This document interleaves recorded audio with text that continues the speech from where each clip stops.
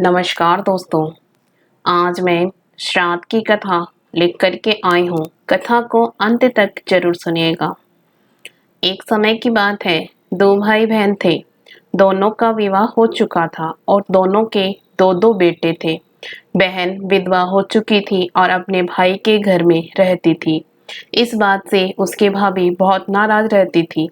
ऐसे ही पितृपक्ष आया तो भाई बोला, मैं पितरों के तर्पण और पिंडदान के लिए गंगा जी जा रहा हूँ। ऐसा कहकर वो गंगा जी के लिए चला गया। भाई के जाते ही भाभी ने बाहर खेत में ननद और उसके बच्चों के लिए झोपड़ी डलवा दी। अपने बच्चों के साथ वह झोपड़ी में रहने लगी।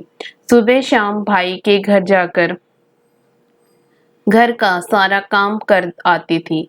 बदले में भाभी बचा कुचा उसे खाने को दे देती थी। जब भी वह भाभी के घर से आती तो आटा छानने वाला कपड़ा अपने साथ ले आती थी। घर आकर उस आटे से सने कपड़े को पानी में घोलकर चूल्हे पर चढ़ाकर पकाकर बच्चों को देती और कहती, खीर है, खा लो। ऐसे ही समय बीतने लगा। एक बार भाभी ने उसे एक कपड़ा ले जाते देख लिया तो बोली, बाई जी, आटा छानने का कपड़ा कहाँ ले जा रही हो? इसे यहीं छोड़कर जाया करो। उसने वैसा ही किया।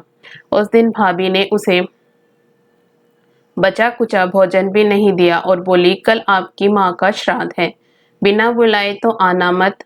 हाँ, आंगन में लगा ये पीपल का पेड़ अगर अपनी जगह से हिले तो आ जाना। ये सुनकर वो बेहद दुखी हुई और रोती रोती अपने घर चली गई। घर पहुंची तो बच्चे बोले, माँ भूख लगी है, कुछ खाने को दो। वह बच्चों को बोली, बेटा आज हम सबका उपवास है, भूखे सो जाओ। अगले ही दिन बच्चे बोले, मामी ने कहा था कि आज नानी का श्राद्ध है तो चलो वहां चलते हैं। तो वह बोली, बेटा मामी ने कहा था कि आंगन का पीपल का पेड़ अगर अपनी जगह से हिले तो आ जाना। तुम बताओ, कभी पेड़ हिलता है? पत्ते हिलते हैं, टहनियां हिलती हैं, कभी पेड़ को हिलते देखा है? उसने बच्चों को समझाया कि बिना बुलाए नहीं जाना चाहिए। शाम हुई तो उसके भतीजे आए और बोले, बुआ, माँ ने भोजन भेजा है। उसने देखा तो भोजन के नाम पर दो सूखी रोटियां के ऊपर थोड़े से चावल रखे थे। यह देखकर उसे बहुत क्रोध आया और अपने बच्चों से बोली, इसे झोपड़ी के ऊपर फेंक दो। और वह भूखे ही अपने बच्चों को लेकर सो गई। सारी रात गंगा माँ को याद करती रही और बोली, हे माँ गंगा, मेरे भाई की रक्षा करना, वो हमारी रक्षा करेगा। अगले दिन भाभी आई और बोली, बाई जी, कल तुम्हारे पिता का श्राद्ध है, बिना बुलाए आना मत, लेकिन आंगन का पीपल का पेड़ हिले तो आ जाना। अगले दिन भी वे भाभी के घर भोजन के लिए नहीं गई।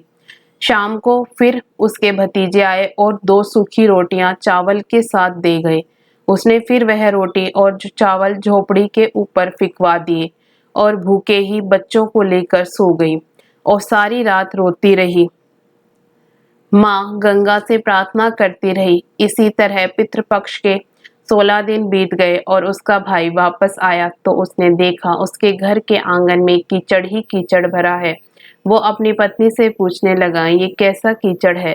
मेरी बहन और भांजे कहाँ हैं? तो उसकी पत्नी बोली, श्राद्ध के पूरे 16 दिनों तक मैंने तुम्हारी बहन और भांजों के पैर कच्चे दूध से धोए हैं, इसलिए यहाँ कीचड़ हो रहा है। तुम्हारे पीछे से मैंने उनकी खूब सेवा करी, खीर पूड़ी खिलाई, फिर भी वो मुझसे नाराज होकर खेत में झोपड़ी डालकर रह रही है। भाई खेत पर पहुंचा तो वह देखता है कि वहां कोई झोपड़ी नहीं थी।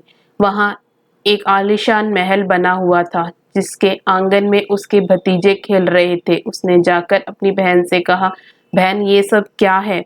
तब उसने अपने भाई को सारी बात बताई और बोली, भाई, जो तेरे आंगन में कीचड़ है वो कच्चे दूध से नहीं बल्कि भाभी के व्यवहार से, जो मैं दिन रात रोती थी, उन आंसुओं का कीचड़ है। माता पिता के श्राद्ध पर भाभी ने कहा, पीपल का पेड़ हिले तो आ जाना, बिना बुलाए मत आना। पीपल का पेड़ हिला नहीं तो हम गए नहीं। और शाम को उन्होंने 2 रोटी और चावल भिजवाए, जिसे गुस्से में मैंने झोपड़ी के ऊपर फेंक दिया। माता पिता के आशीर्वाद तेरे साथ और गंगा मैया की कृपा से ये सूखी रोटियां सोने में और चावल हीरे मोतियों में बदल गई, जिसके प्रभाव से ये सब हुआ है। भाई ने अपनी बहन से अपनी पत्नी की गलती की माफी मांगी और घर चलने को कहा। तब बहन बोली, भाई, गंगा मैया ने तेरी रक्षा करी, तू हमारी रक्षा करेगा, लेकिन अब हम यहीं रहेंगे। ये सुनकर भाई ने अपने माता पिता को याद किया और बोला, मेरे पितरों जैसे मेरी बहन और भांजों की रक्षा करी, उनके दुख काटे, वैसे सबके काटना। सबकी रक्षा कहना, कहानी को कहने वाले, सुनने वाले और उपकारा बढ़ने वाले सब पर कृपा करना। आपको यह कथा पसंद आई हो तो वीडियो को लाइक जरूर करिएगा। इसी तरह की कथा कहानियां सुनने के लिए हमारे चैनल को सब्सक्राइब भी जरूर करिएगा। धन्यवाद।